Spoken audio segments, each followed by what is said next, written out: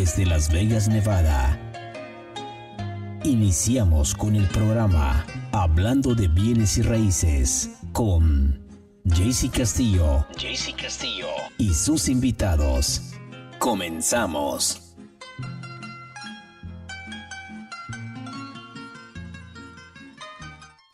Good morning, Las Vegas. My name is JC Castillo. We're starting here our program, Hablando de Bienes Raíces. We're here at ML Mortgage Studios. One more day, providing great information for you listeners. I hope that you guys are all interested and, excited about today. I'm actually really excited because we're going to be talking about a topic that not a lot of people talk about. And it's a great topic. So I'm going to go ahead and start introducing our guests. We're going to go ahead and get started with Mr. Jeff. Jeff, good morning. How are you? I'm doing great, man. Thank you so much for having me on. I appreciate it. Very good. So, Jeff, if you want to go ahead and give me your name, your last name, and the company you work with, I would really appreciate it. Awesome. Yeah. So my name is Jeffrey Zicker. I'm an agent here with the agency in Las Vegas. I'm also licensed in New York and New Jersey. Started my real estate career out there where I'm also with the agency in both New York and New Jersey. Very cool. And also we have here in studio Patrick. Patrick, good morning. This is your second time today. My second time, yes. Yes. So, Nice. Good morning. Yes. My name is Patrick Castillo. I'm also an agent with the agency as well. I've been doing it for a little over 3 years now, but I've had experience for a lot longer than that. Yes. So I'm really glad that you guys are here today because, a lot of us been talking about what the real estate market is doing, right? The interest rate are not the greatest. The sales price of the home are definitely not the greatest. But, talking with Patrick, talking with, all the agents out there, we are in a great position in Las Vegas compared to other states. I mean, you having license or you being licensed in New Jersey and New York, what's the comparison, if there is a comparison between that market and what's happening here in Las Vegas? If you could go ahead and share that with us. Yeah, absolutely. So New Jersey has been a wild storm of bidding wars for the last 2 years. Okay. A lot of what the New Jersey market has seen over the last couple of years is just because of a mass exodus out of New York City. You have a lot of these cash buyers who are leaving from Manhattan for a number of different reasons, but their jobs are still in the city. Okay. Their work and their careers are still in the city. So they need to be within a 1 hour commute, right? So you're seeing a massive sell-off in a lot of Manhattan. The outer boroughs of New York are doing pretty well. Brooklyn, Queens are both have been very strong markets, particularly Brooklyn. But northern New Jersey has been on fire. All of the commutable suburbs from all of these people who are leaving New York, who, own these $2, $3, $4, $5 million co-ops in the city. But, again, they don't want to live in the midst of Manhattan, but they're trying to get out to the burbs and they still need that accessibility. It's created a pretty insane bidding war environment for multiple years that really hasn't let up. So New York has been sort of in a bit of a tailspin, particularly the Manhattan market. Northern New Jersey's been on fire. Okay. So I think, compared to what we're seeing, we're a little bit more like the North Jersey market in the sense that we still have so much continued inbound migration coming in from Southern California. I've had clients recently coming in from Colorado, from Washington, also some clients coming in from the Northeast. I just sold a home to another couple moving from the Upper East Side of Manhattan. So, we're seeing a lot of that inbound migration. Nice thing about Vegas, so I feel like our market's really balanced right now. I feel like we're seeing a good amount of balance, whereas I think those two markets are tremendously out of balance. Right. You've got a tremendous amount of undersupply in northern New Jersey with an insatiable amount of demand.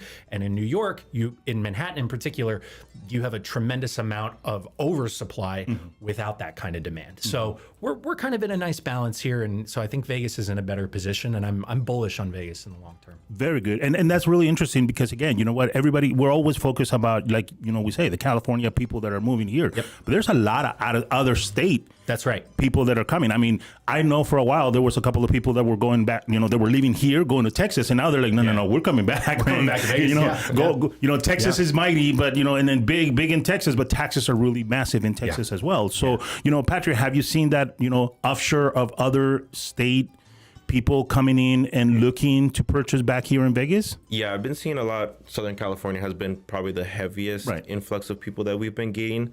I have heard that we've been seeing a lot of people from Florida as well, too. Have been moving to Vegas, too.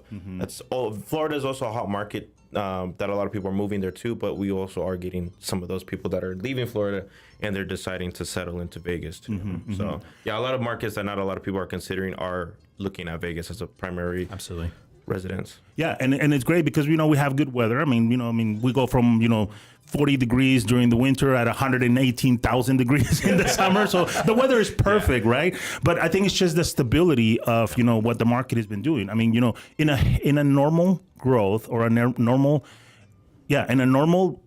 real estate growth market, we're growing between 4 to 7%. We're seeing areas between 12 and 15%. Yeah, that's right. And that's in this market right now that the interest rates are high, right, and the prices are not great and everything. But the real reason why I thought it will be good for you to be here, Jeff, is because we've always been talking about, especially the local people here in Vegas. They always say, you know what, I'm renting, and during COVID, the rents skyrocket here. And everybody said, hey, maybe we should have some kind of rental control. And I know there's a couple of politicians out there.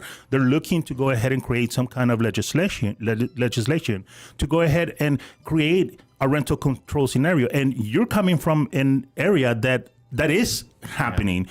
Can you give us the good, the bad, and the ugly about rental control, please? Yeah, I mean, to put it most simply, creating any form of rent control is the fastest way to drop an atom bomb on your housing market. Okay.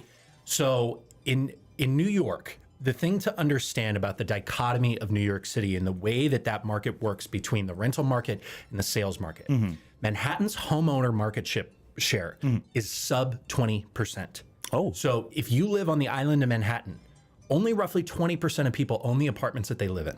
So that means almost 80% of people living on the island of Manhattan are renters. Right. Right. So New York City passed a form of rent control back in the 1950s. And that was dissolved in its former form in 1974. Okay. And then created a new program called rent stabilization. Rent stabilization has been the law of the land in New York since 1974. Okay.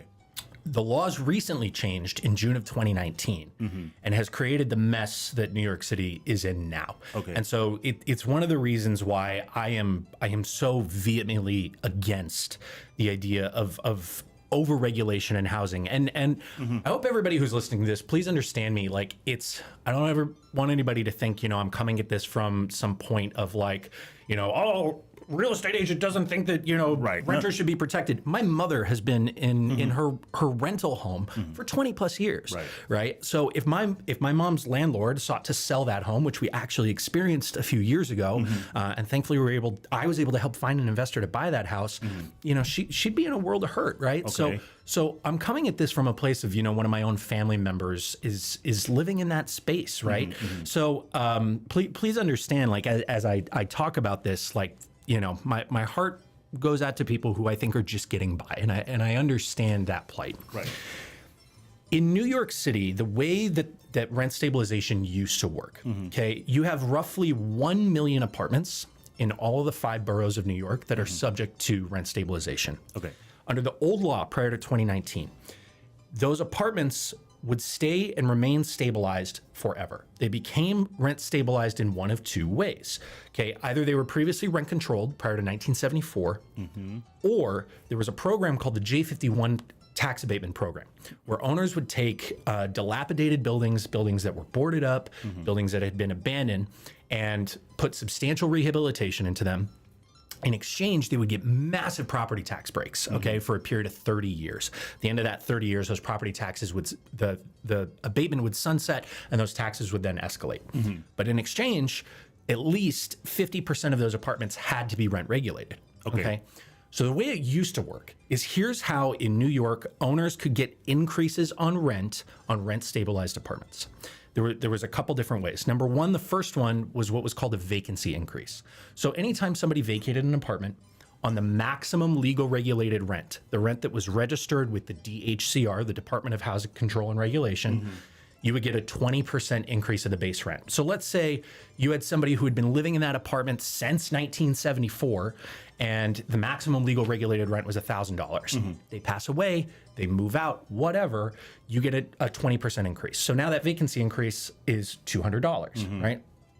That's, we're talking about some apartments, so that market rate should be like $4,000 or $5,000 a month. So that's very minimum. Very minimum. But that's the extreme. Right. Okay. On the flip side of that, let's say somebody had just moved in last year, the base rent was $2,000, right? And then now they move out, you get that 20% vacancy increase, that moves it to $2,400, right? So it doesn't mean that when New York sets a maximum legal regulated rent, it doesn't mean that that's automatically the rent that the owner is going to charge, okay? Because sometimes you could have a maximum legal regulated rent that's way above market value, and the owner then charges what's called a preferential rent, okay? So that preferential rent is that market rate difference, but there's a max legal that's higher. Okay, so that's number one. The number two way that owners could get increases was what was called individual apartment improvements, or IAIs. The way that it used to work is owners would get 1/40th of every dollar that they spent in apartment improvements. Okay, so let's take the $1,000, 40-year-old rental, for example. Okay, that 1/40th, let's say you spend 40 grand in a one-bedroom apartment renovating the kitchen and bathroom. In New York, that's on the low end, right?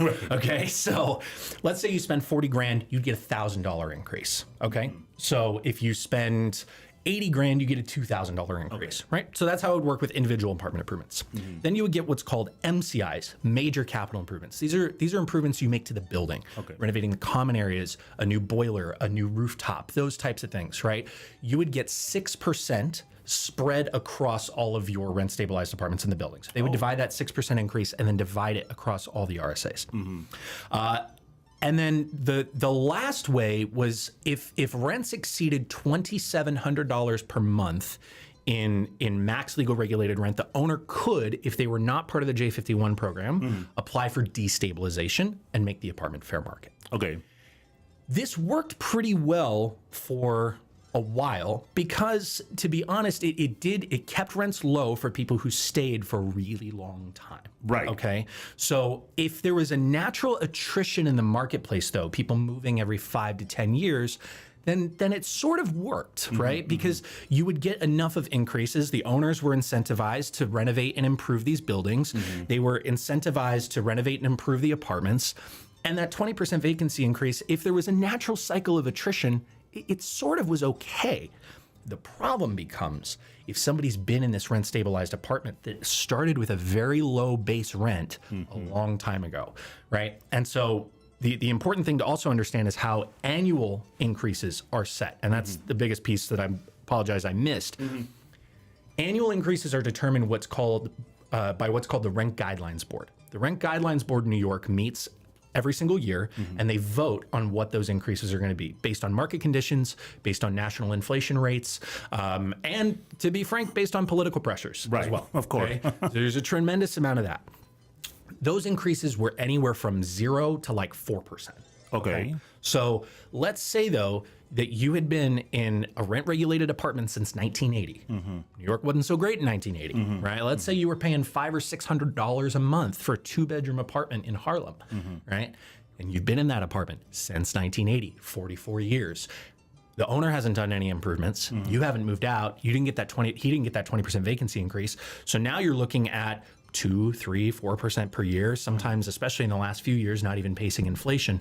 So you've got this apartment that has a max legal rent of like $900. Right. So if somebody moves out, right, they pass away, they're evicted, whatever, under the old laws, okay, the owner probably wasn't even going to be able to get that rent up to the full market value. So that's where it became problematic, right?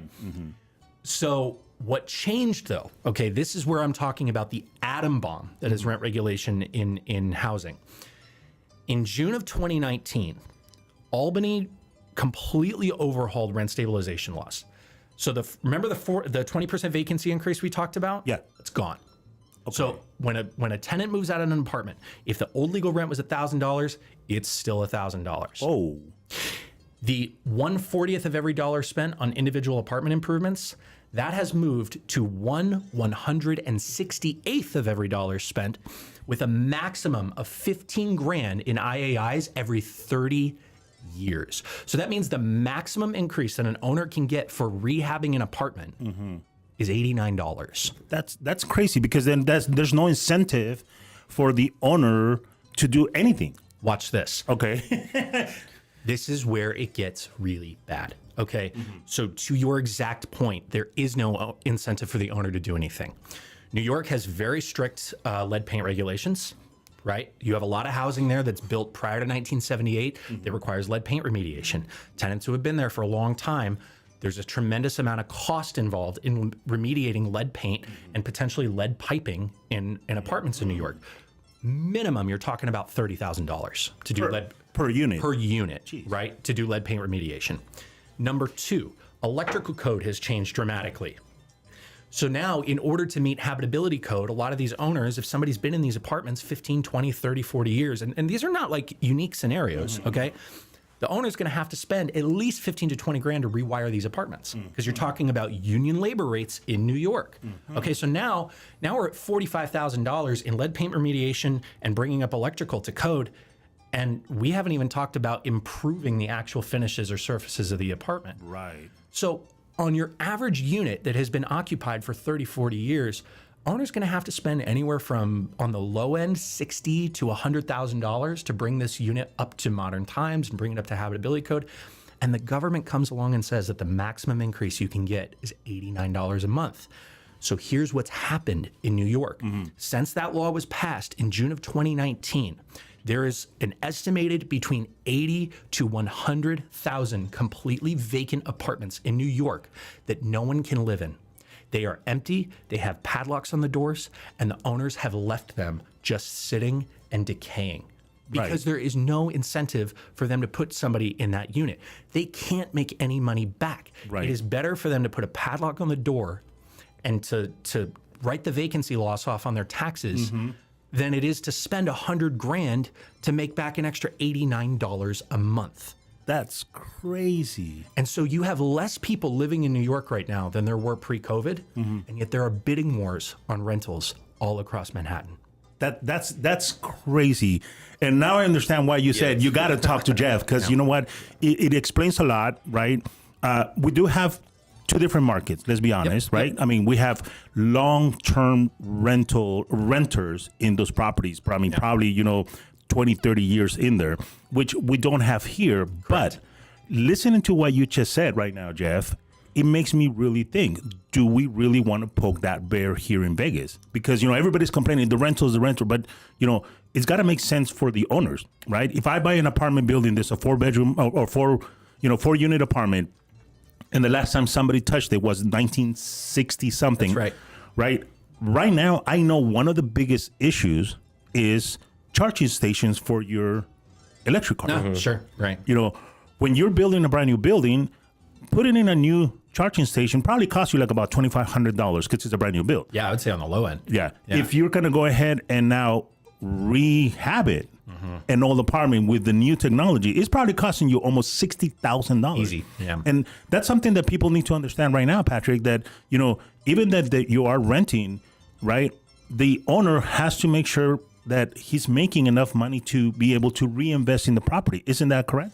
Yeah, and even on the commercial side too. So residential is one thing, but also we were in the commercial panel where they were talking about building the new buildings, and they were talking about that their plans for the new buildings are already including solar, renewable energies, getting the charging stations in the parking lots before it's even built, because to install it after will cost way more than when they already built it first time. It's a lot cheaper. Right. And can you imagine, as an owner, now you're being requested of, hey, we need solar panels. Hey, we need a charging station for my Tesla. Right. And you can only get $89 a month extra for rent. Right. You'll be like, hell no, I will not do that. Well, but the problem is it ruins this natural attrition in the marketplace. Correct. You lock up all of these units that are now pulled out of the supply side of the market, right? This is very basic economics 101, right? Like when you have an oversupply of housing, there's downward pressure on prices. When you have an undersupply of housing, there's upward pressure on prices. I think right now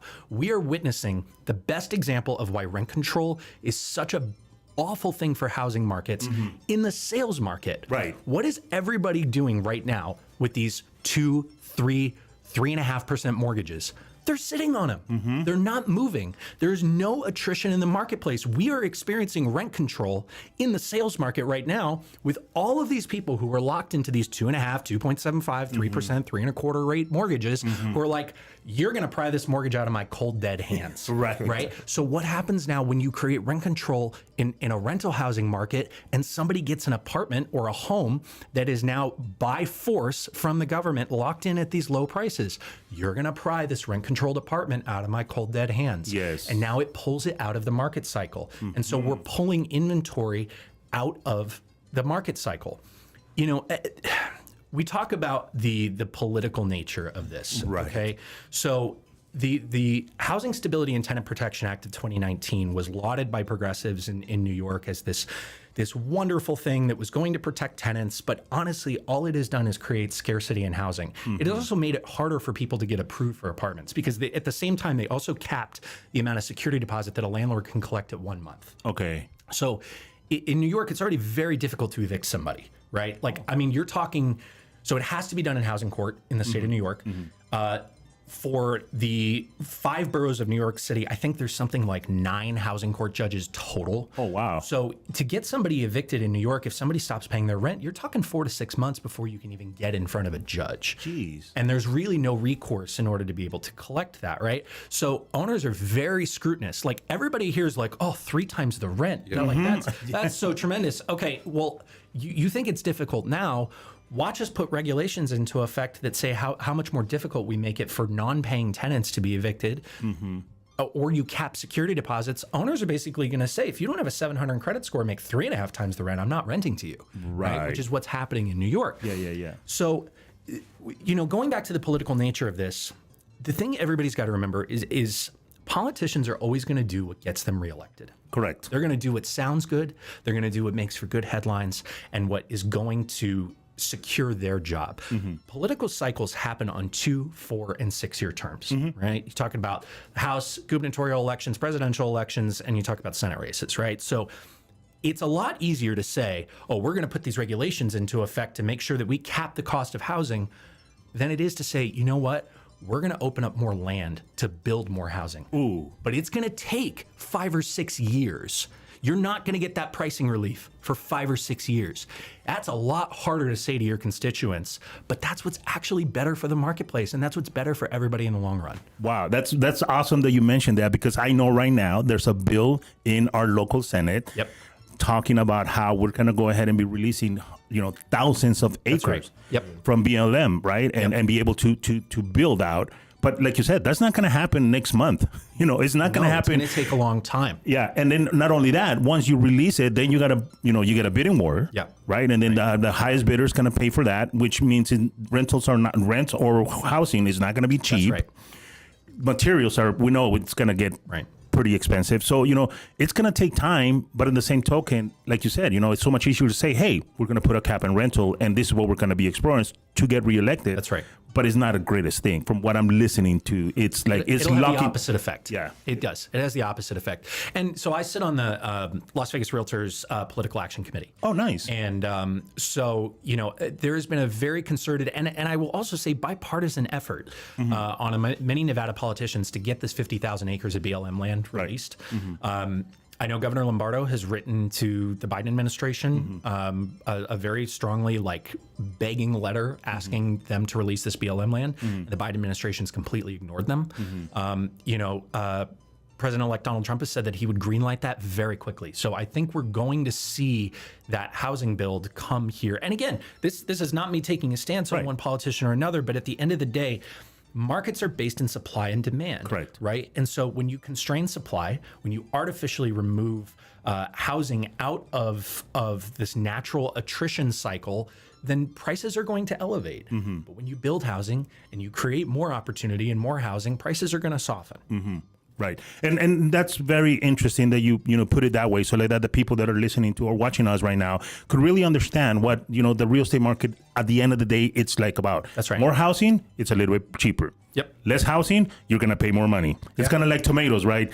You want to go buy tomatoes and there's only 4 tomatoes in the store, you're going to be paying top dollar for those tomatoes. Unless there's 1,000 tomatoes in there, then, you know, you're going to pay a couple of hundred, cents on the dollar on that tomato scenario. But the bottom line is Las Vegas, we're very unique because we have a lot of different, you know, entities coming in. We're not depending on the hospitality anymore, right? We're not waiting. We're not waiting for people just to come here to Vegas just to play and gamble anymore. Right. Now we're seeing they're coming in for F1. They're coming in to watch basketball. They're coming in to watch, other sports and other companies are coming in. And actually, tech, one of the biggest things right now that's happening is, we're getting a lot of tech companies coming out here. Swift right across the street. That's it, right? So, there's a lot of things that are happening here in Vegas that our locals, because we live here, we don't see it. Yeah, that's right. Yeah. And then all of a sudden now we're like, oh my God, what happened with the, there's this big building. I was just driving up right here on Sunset from Rainbow down to Durango. Yeah. And last week there was not a building there. And now there's a building there that looked like it's probably going to be close to 1 million plus square feet. Yeah. And I'm like, there's a lot of warehousing that's happening here. Yeah. So for the people that are out there right now, Patrick, that are like, you know what, this is kind of like, wow, rentals are a little expensive.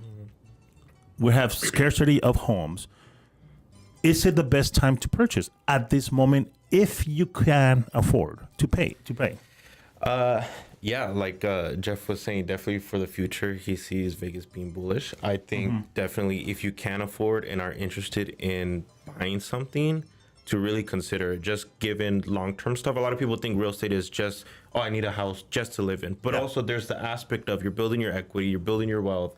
There's different avenues that you can get wealthy just with owning real estate. So seeing all the stuff that we have coming in, like you were mentioning, I think it would make a lot of sense if you were planning to stay here long-term. Right. And a lot of people are like, oh my God, the interest rate. I'm like, dude, the interest rate, you could dump it later. The interest rate, we know it's not going to be high for the longest time. Right. Right. I know it's going to have to get adjusted, but let's be honest. You've been doing real estate for a long time.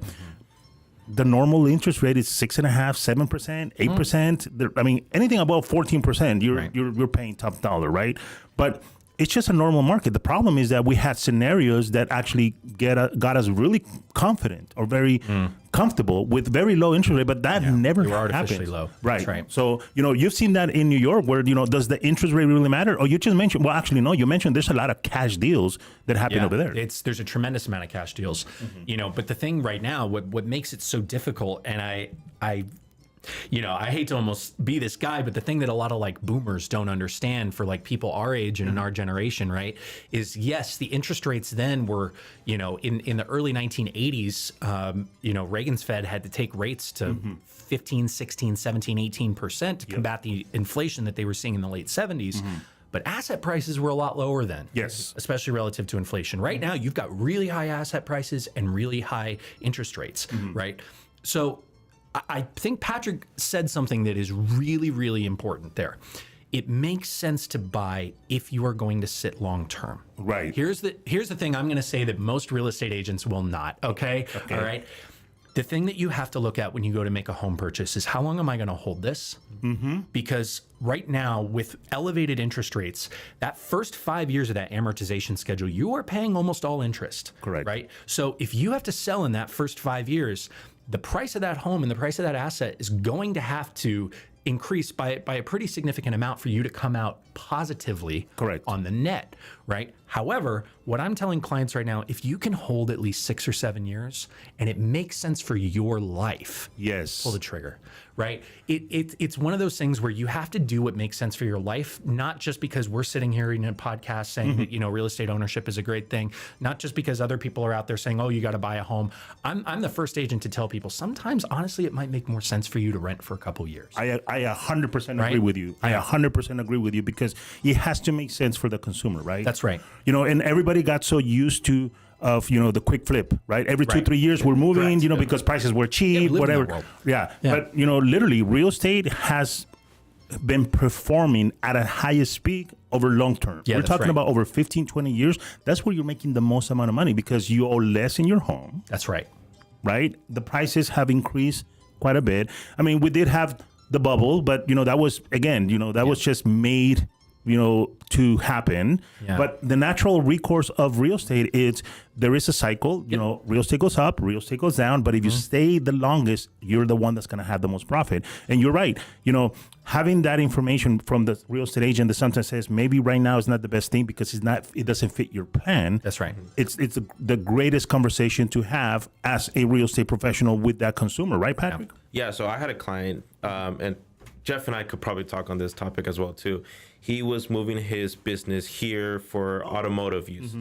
And so his thing was he didn't want to buy into Vegas just yet. He wanted to see how his business was doing. Had he had purchased when he had initially wanted to, his business, I mean, unfortunately didn't unravel like he wanted to. Thankfully, he has other revenue that he could make. Had he had purchased something, he would have been like, well, you know, I'm considering now moving back. You know, I'm not doing too much in Vegas. You know, thankfully he's been renting so I could leave whenever I want. But again, people get caught up in that, you know, if I buy something and it's only short term, that they won't come out. Like he had said, you probably won't come out positive when you go to sell it to move. So it does become kind of tricky. Well, I think what you need to do is you need to plan, right? You need to plan to purchase and you need to plan to sell. Because I know that Battery has a transaction right now that, you know, they recently just purchased like about a year ago. And right now, like you said, there's not enough equity to really, you know, do much of it. I mean, they might just pay it off, right? Yeah, so one transaction, they bought it last year.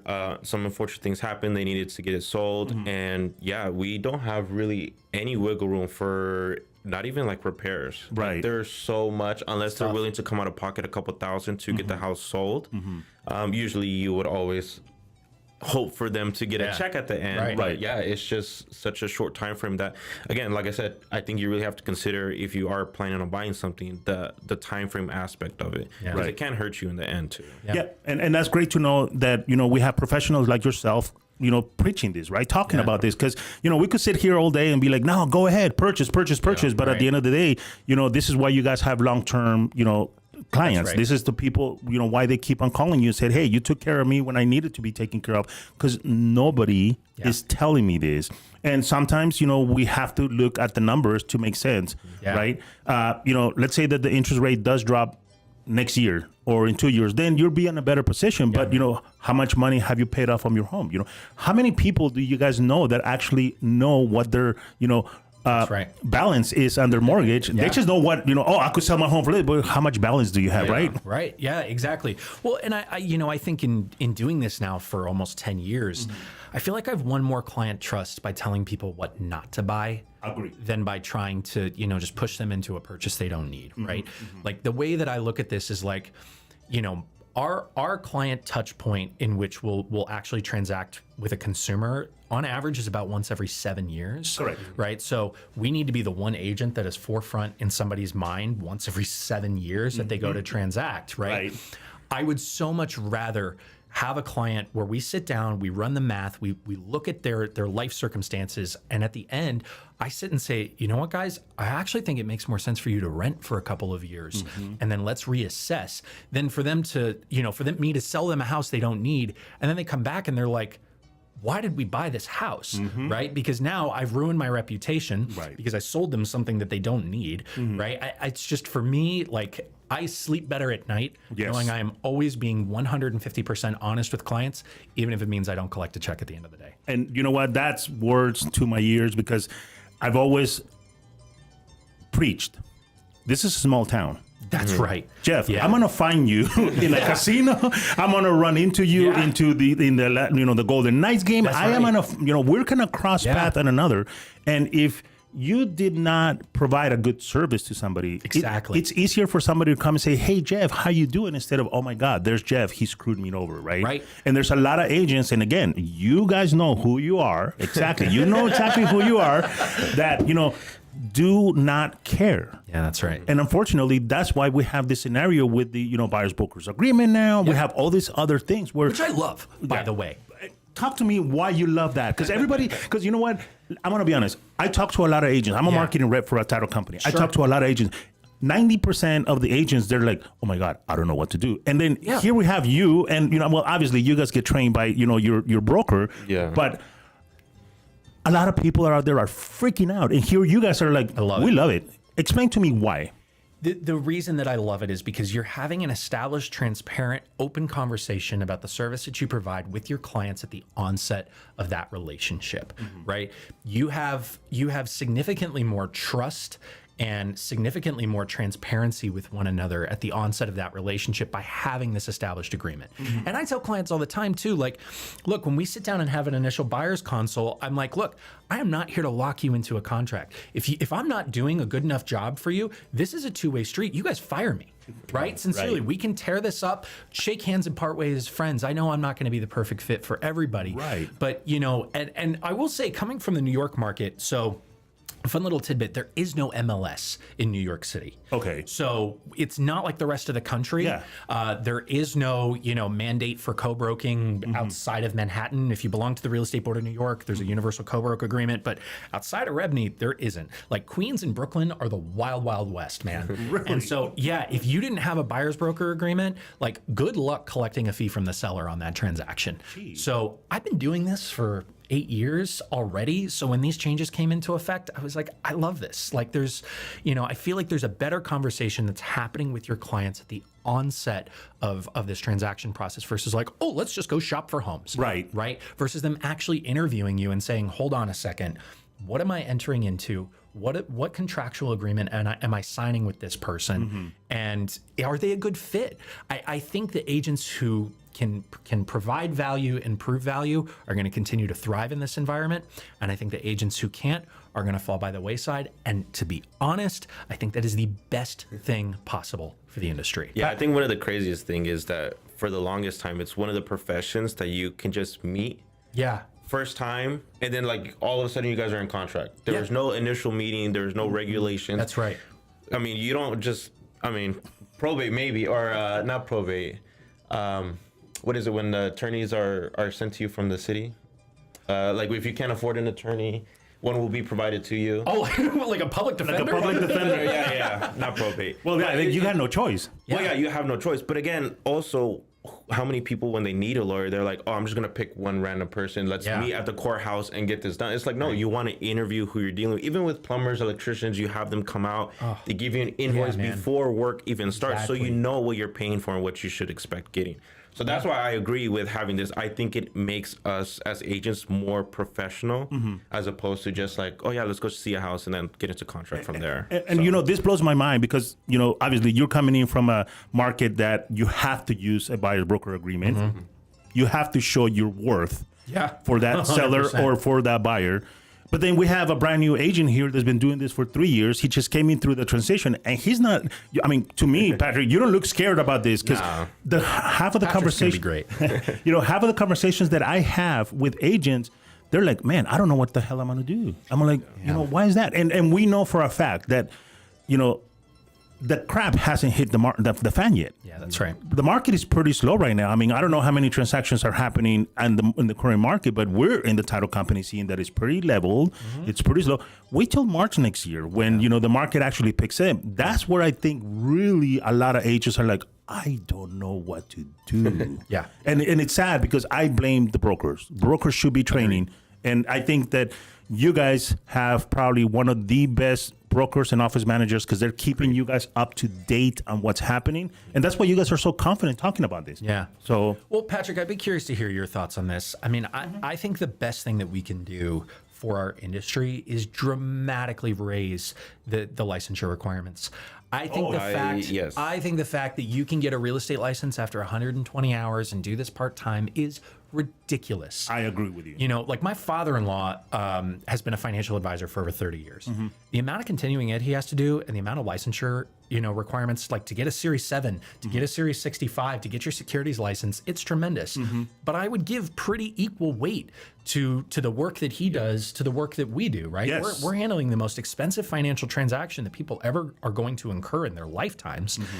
And the fact that you can do that with only 120 hours or as a part-time agent is crazy to me. Yeah. Actually, I was getting my haircut yesterday, and my barber had a friend that came over, and he was telling me that he was looking at buying a house last year. His initial meeting with that agent, he just wanted questions like, hey, how do I get pre-approved? I don't even know where to start. I just want to see what the process is into getting a house. That agent was making him sign the The buy broker agreement? BBA at that time to lock him in for a year. Jeez. Had he had stopped and questioned what he was actually signing, because she was like, "Oh, just sign this and then we'll get started." As he was signing, he started reading and he's like, "What actually is like, you haven't told me how to get." And again, it's one of those things where I think a lot of agents are just kind of like, get their license, or like, okay, here you go, sign this so that I can lock in, get this, check whenever we eventually close. Right. So I do agree with Jeff. I think extending that licensing requirements would be beneficial. Like even myself, I kind of want to get my broker's license because that'll differentiate myself from being just a normal agent to being a broker salesperson, because I'm getting that extra education and knowing a little bit more, being more of a professional to these people. I mean, definitely, I agree with Jeff. Right. Yeah. Well, and you can attest to this too. Like, I mean, the more experience you have in this business, the more you realize you don't know everything. Correct. Right? Like I'm almost 10 years in and I still learn new things every day. My mother, who works at our office, my mom's almost 30 years in the business, and she talks about all the time. She's like, I come across some things sometimes that even I don't know.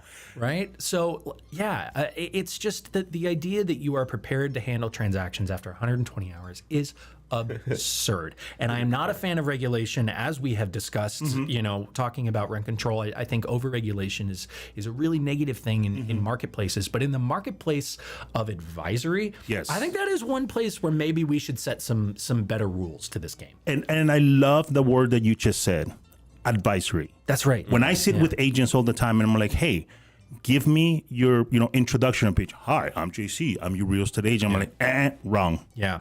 Wrong, because anybody could be an agent. That's right. I go, I will be like, hey, I am your real estate advisor. Because that makes you in a separate market. That puts you on a different level, but you got to know what you're doing. Because, you're just going to be, flying by the seat of your pants, which is not anything wrong. I mean, I started my real estate career in 1998. I started kind of like a part-time agent, because like everybody does, we all are broke agents when we start, unless you come I was waiting tables when I first started. Right. Yep. But at one point you're like, I got to make the plunge. I got to take that I got to make that job where, I got to sever what I was doing before, and I'm going to go 2 feet into this 100%, and I am going to have to make it. And I've been having scenarios where my wife and I are talking. My wife also is in real estate. She's a property manager. So we're talking about real estate over dinner. And then the waiter comes in and is like, hey, I heard you guys talking about real estate. Here's my card. I'm a realtor. I'm like, no, you're a waiter. Right. I'm sorry. And, no offense to anybody, but, it's like. Everybody's got to pay their bills. Yes. But at one point you have to make that decision, and you have to get educated. Right. I 100% agree with you guys that, we have to continue getting that education, because everything changes all the time. Patrick and I talk all the time, right? The average age of a real estate agent nationwide is 65 years old. That's right. How is that age group going to be handled your generation? Because you guys are totally different. You guys think of the world a lot different, but you guys want the same things out of the world, right? You guys want a roof over your head. You guys want to pay your bills. You guys want to have a good, lifestyle to be able to support your family. But at the end of the day, you guys approach it very differently. And that gap needs to go ahead and get shorter. We need really strong, very educated young agents to service the new generation of buyers. Because the generation behind you guys, they're a different monster. Yeah, I know. I know. Yeah. But one of the key things that Jeff has said was being an advisor, which again leads back to being an agent for life. All of these top agents, including Czar, he will have clients call them and be like, hey, I'm considering about, purchasing this or this. And again, same thing. He will be like, yeah, it makes sense, or no, it doesn't make sense. Let's look at a different avenue. And then that trust that people have. But again, it's also because he knows so much of the market. He's done his research. He's in the office for 8, 10, 12 hour days just studying the market. I think it would be beneficial to have higher standards for agents. Right.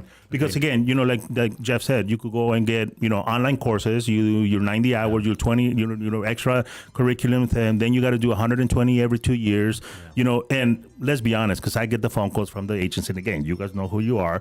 Hey, do you have any CE classes? My license expiring next month, and they do all of their 120 hours like in a week, you know? Right. And what are you going to learn if you don't take the time to literally go to the classes and listen and pay attention? Because like I said, everything changes, right? I mean, the legislations, the new regulations of what's happening now. Now we have the whole thing of the LGBTQ, scene coming in where, you could say a certain thing and really offend somebody. You know what I mean? There's so much stuff that changes all the time in real estate, but at the bottom of the bottom is we just got to put people in homes. Yeah, right.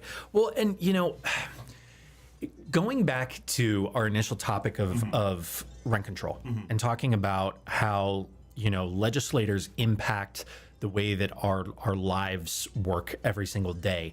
You have a lot of people in legislative bodies who are writing laws about things that they have zero understanding of. Agree. Right. But then here's the issue is you have a number of people who are lobbying for these things on our side who also don't understand the complexity of what they're talking about. That is right. true. And so I think the best thing that we can do for our industry and most importantly for consumers, right? That's what I get so frustrated is like, people are like, oh, well, this is good for the industry. Well, what about for the consumers? Right. Right. The thing that I say is like, I think we need to always be the most educated and the best prepared that we can be to serve the general public. Correct. And then when it comes to these kinds of topics, like creating legislation around rent control or trying to solve these topics, we can be better lobbyists and we can be better advisors to our elected leaders. Right. Because we are more involved, we know more, right? Like it's,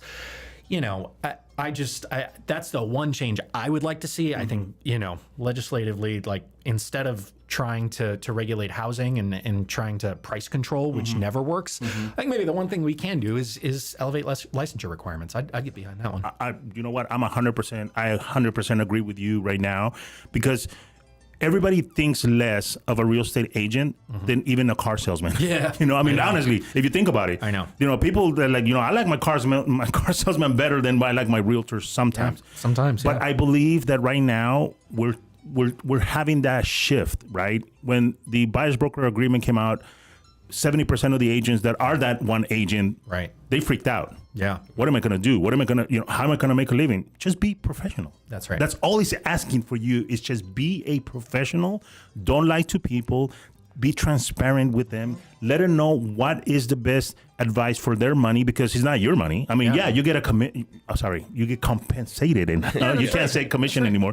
You get a compensation for that transaction, but you got to advise him to the best of your knowledge. And if you don't know, ask questions. Right. It's okay to say I don't know. Right. Yeah. Because somebody might have the answer for you. You might not be able to do that transaction that are new to you right now, but somebody in your office probably did. That's right. Yeah. And maybe your broker has heard of something, or maybe you could ask a buddy and be like, hey, you know what? I'm having this scenario. That's why I love the fact that your office, the agency, has every week meetings. Yes. And trainings. Yeah. Right? And it's important because you have people that have boots in the ground telling you, hey, this is what my transaction went south last time. That's right. Please avoid this and learn from my mistakes. Isn't that what happens? 100%. And Patrick can like attest to this too. I think the best thing about the agency in Las Vegas is it is a tremendously collaborative environment. We are all working together to try to help our clients, right? So like, it's not just a me, mine. It really is all for one and one for all. Like, we work together as a collaborative team and as a family to try to all better serve our clients. I love it because when I go there, the number one rule is no assholes. No assholes. Absolutely. And that is so great because, again, you have other bigger firms, right, that people don't even know each other. Yeah. And it's sad. I'm like, we were just having this conversation yesterday with one of the loan officers. One actually, he was the regional manager for the Southwest for this mortgage company. And he's like, dude, we see brokers firms that they don't have meetings anymore. I'm like, how are they educating this buyer's agent, this listing agents? They're not getting educated. They just care about their split in their fees. That's the problem. Is at the end of the day, like that's all they care about. Whereas like I feel like our office really does a great job at like caring for one another. Yeah. And caring for the consumer and improving the Las Vegas community and improving the experience of people who are buying and selling homes in Las Vegas. Right. And I think that's the bottom line of what a real estate agent professional should be. 100%. So maybe you guys should be talking to somebody at the LVR. No, I'm just kidding. We're not going to open up that kind of worm. No. We're not. Like that's the thing. Yeah. But it's really important, again, right? We've been talking about rental control, how it could definitely kill a market if you don't do it at all.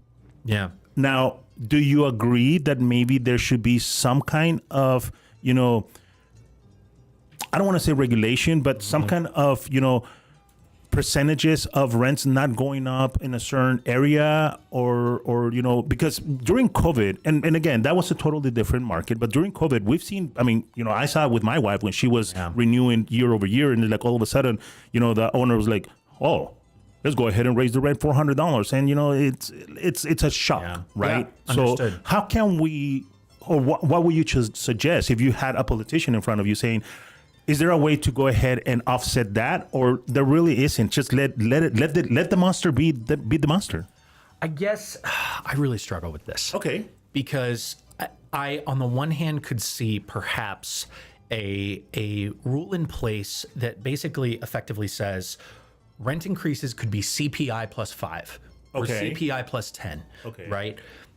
Because then that sort of helps combat these, 40 to 50%, almost eviction-like rent increases. Correct. I don't ever want to see predatory rent increases on a single mom. Right. Right. Like that to me is absurd. Yes. And we can have another conversation about, all these hedge funds buying up homes and that's all where I these was going. Yeah. And all these major corporations who all they care about is numbers on a spreadsheet at the end of the day. And I have a lot of feelings on that too. Mm-hmm.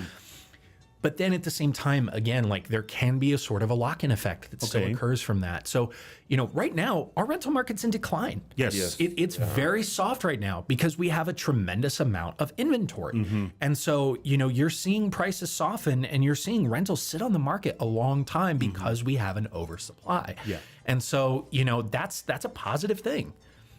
Question just popped into my head. Yes. Do you think that those corporations, because I know of a corporation that came in and bought $235 in a single day. Yeah. Do you think also has put a strain in the resale market? Because now all those 230 homes that maybe 100 of them should have been put for sale, all of a sudden now they're out of the market, right? Yeah. Okay. I'll say this. I am a free market capitalist to my absolute core. Okay. I think to the degree to which a lot of these hedge funds are buying up homes and private equity funds and pension funds and foreign governments are buying up our homes and single family homes, that is not a free market. Mm-hmm. That is market manipulation. Agreed. You could not do that with the securities market. It's called ramping, right? Mm-hmm. So the SEC has regulations against those exact same type of things and market things that are manipulative to the actual marketplace and in the securities marketplace. What I don't understand is why we allow that to be done with housing. Now, I am not saying that I think we should put a cap on how many investment properties people should own. I'm not saying that I think that we should, stop all of these types of like large fund acquisitions from happening. But I think where we could find some common ground on that is I think single family homes should be reserved for small and medium-sized investors, and most importantly, for homeowners. Yes. Right? Well, during the crash of 2008, Las Vegas was one of the worst. We were the epicenter. Yeah, it was like 1 in 48 homes was foreclosed on. I think was the statistic. Yeah, and I remember that people were like, how the local people were like, how do we compete with these vultures that are coming out of state? And, I belong in an organization called NARIP, and NARIP actually came in and we went to Washington, D.C. and said, you guys got to put a stop for this when Fannie Mae was actually flipping the homes, right? Yeah. And they were just turning them over. And we convinced Fannie Mae to go ahead and put a 90-day moratorium on a brand new listing, and it should be only addressed or shown to first-time homeowners. Yeah. And that changed the market a lot. Yeah. So thinking the way that you're saying, there could be something that could be negotiated. Yeah. And saying, hey, you know what? If you're a small, investor, you could buy 4 or 5 doors, but you're not going to come in and buy 235 doors because it doesn't make sense. Right now, the governor of Hawaii has submitted, and he's in hot water, but I agree with him, where he's trying to ban foreign people to come and purchase in Hawaii because he wants to maintain his state. He wants to make sure that, people in Hawaii are going to be able to purchase in Hawaii. Right. And I'm like, that's a very ballsy move. But at the same moment, you know what? Is it going to fly? I don't know. But, he's putting his foot down and saying, no, you're not going to come and do this in my state. It's like China buying all of our farmland, right? That is absurd. I mean, the fact that an adversarial foreign government can own such large swaths of our farmland in the United States is absurd. Yeah. All right, here's a proposal. Okay. Governor Lombardo, if you're listening, I think as we work towards all of these new development projects with this potential 50,000 acres of BLM land that is ideally going to be released and built for single family and mixed use housing. Here's my suggestion. I think that as we sell that off to private developers, that those single family homes should be deed restricted. Yes. And the deed restriction on them should be that they can be sold only to first-time home buyers or owner occupants. That there's no outside investors coming in to buy those homes, that inventory is reserved solely for first-time home buyers. We sell that off to private investors and to private developers to build and develop that land, not at $1.3 to $1.5 million an acre per developable land, but maybe $10,000, $20,000 an acre, with the stipulation that they build that for first-time home buyers and or owner occupants, right? And that those homes for 30 years on a deed restriction cannot be sold to institutional investors. Jeff, you just like gave us like 4 different shows right now. Because, it's funny how many real estate agents do not know about deed restrictions. Yeah. And you could manipulate, that's the word. You could manipulate the future of something with having a restriction in the deed of saying, hey, this is what could happen or this is not going to happen. So, I'm definitely interested in having you back here, whenever you have the time, man, because I think we could definitely have very good, specific shows of people to realize, people are like, well, what's a deed restriction? Great example, Badlands Golf Course. Yeah, that's a deed restriction. Exactly. Should have been a 99-year deed restriction, and it wasn't. It wasn't. That's now those homeowners are like, what, you're going to put, they call it affordable housing. It's not low income housing, but it's affordable housing. And they're like, wait, I pay prime, dollar for the golf course view, and now I'm gonna have a building in my back end. Well, unfortunately, you should have read your restrictions. Well, I think instead of trying to focus on building, affordable housing, because affordable housing comes with a stipulation from HUD. Yes. Right? Which basically sets very strict income requirements for the median area income for the people who can occupy that housing. We need more available housing. Yes. Right? That is how you make housing more affordable, is by making housing more available. I'll go one step further on actually my suggestion for Governor Lombardo too. Okay. One of the big problems with development right now, and one of the reasons that developers cannot build profitable development, is because interest rates are so high. Yes. The government has printed so much money and put in so much capital out into the economy that in this period of quantitative tightening where we're trying to pull all this capital back out, we have made the cost of capital so restrictive that developers can't build. So I think, Governor Lombardo, if you're listening, for this development that is potentially slated for this BLM land, state of Nevada should loan money to these developers at 3.5%, 4.5%, 5% interest, so that the state and the taxpayers profit from that interest. But also it creates more affordable housing in the sense that developers don't have to pay out as much to these banks in interest and the cost of capital of actually constructing homes. Jeff, I am going to hook you up with Iris Jones. Okay, awesome. Iris Jones is one of the representatives for Joe Lombardo's, camp. Yeah, great, awesome. I'm going to set up a lunch. We're going to go talk, and you need to. I mean, I think it's incredible what you're providing right now, and I have to, really, really respect your professionalism, because 90% of the people that sit here, they're like, oh my God, it's a problem. And you're bringing solutions. You're like, you know what? This could be a solution to reach our local market. So I applaud you for that, honestly. I really, really do appreciate that. And I'm going to hook you up with Iris. Iris, I think it would be awesome, because she needs to hear what you're saying. I really do agree. I appreciate it. Thank you. So, hey, believe it or not, our time is gone. Oh, wow. It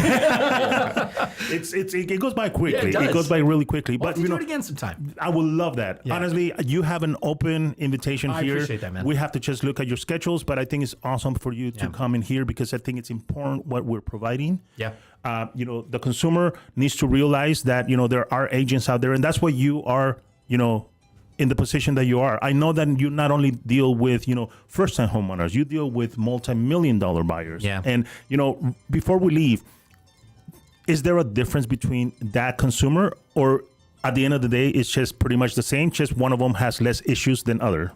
Yeah. I mean, honestly, people are people, right? Right. And so people can be wonderful, people can be flawed, and you know, I've had difficult transactions with clients in the $500,000 price point, and I've had the most seamless transactions with people in the $5 million price point, right? So it all just kind of depends on the individual. Very cool. At the end of the day, you know, our job is the same, is where, you know, we are there to provide the best advisory experience for our clients that we can. We are there to protect their assets, protect their earnest money deposit, protect the money that they are investing into this property, and ensure that, you know, they are having a quality advisory experience, whether your budget's $500,000 or whether it's $5 million. Right. My focus is on the $2 to $10 million price point. That's where I mostly live. But I'll work with anybody of any price point, and you know, you'll get the same service from me whether your budget's $6 million or $600,000. Very cool. That's really awesome to hear. So, Patrick, I know now why you hang out with this guy, man. This is a good guy, honestly. I really like him. Go ahead. I'm telling you, I always love. Thanks, man. Like I said, we have our weekly meetings. We'll always see each other at the office, and I love picking his brain. He's more experienced than me, I love more hanging out with you, man, too. more You're the best. knowledgeable. Yeah. So even the car shows that we go to. Yeah. So, which Yeah. is We always have a we good didn't time. even get into, but Yes. yeah. We'll do that for the next one too. Yeah, because I know about your car shows. Yes. Yeah. You know that, and that's also another, you know, aspect of you guys. You guys are not just robots that do real estate. You guys have outside lives. I mean, you know, just So we could definitely do another show, talk about that.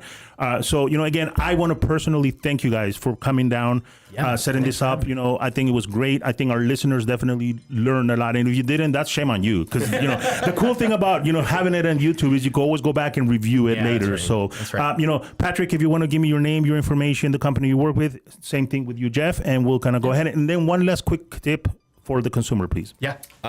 Definitely. This conversation was more me being a fly on the wall. Hearing Jeff always talk is always amazing. But yeah, my name is Patrick Castillo with the agency. My phone number is 702-533-4212. Again, 702-533-4212. Again, I think talking with a real estate professional and hearing them out, and also being truthful with the agent as well too. You don't just want to tell them like, oh, I'm looking to buy a house, but in reality, you're maybe considering me leaving for a different position in 2 years. If we don't get the full picture, we can't help you to our best ability. So being honest with the agent is best, because in return, you also get the most honest opinion and professionalism statement from your agent as well too. So I would just be 100% honest when you're talking with an agent. Very good. Jeff? Awesome. Cool. So my full name's Jeffrey Zicker with the agency. Telephone number is 702-460-9490. I also am on Instagram a lot. You can follow me on Instagram at Jeffrey Zicker is my Instagram handle. I would say the biggest piece of advice that I would have for consumers is, when you get ready to take this plunge, make sure you're interviewing multiple agents. Talk to multiple agents. I may not be the perfect fit for everybody. Pat may be a better fit for a client than they are for me, right?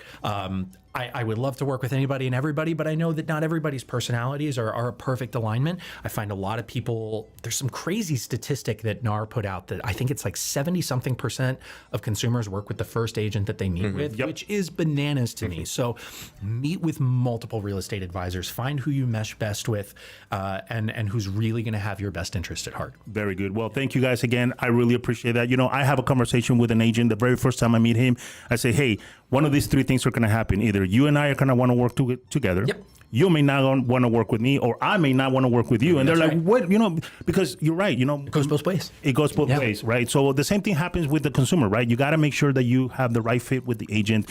Interview them. Yeah. You are hiring them to do a job. That's right. You know, and let's make sure that we find the best agent that fits for your needs. Yep. And I'm not saying that all agents are bad. The ones that are bad, they know who they are. Sure. Right? But everybody's out there now. We're having a new crop of very professional real estate agents out there. So, you know, I really appreciate you guys being here. Thank you guys. And my name is JC Castillo. I am with Lawyers Title. You can go ahead and call me at 702-416-4302. 702-416-4302. Again, we'll be here tomorrow having another conversation with other two agents. I really appreciate the conversation today. We're going to continue to bring them both. So like that, we could have more topics to bring. And again, if you like the show, perfect. Give me a thumbs like. If you don't like it, let me know why you don't like it, and we could switch it around. All right. So we'll see you guys tomorrow. And please, like I always tell people, behave, because that's the simplest thing that you could do out there. All right. Take care of each other, and we'll see each other tomorrow.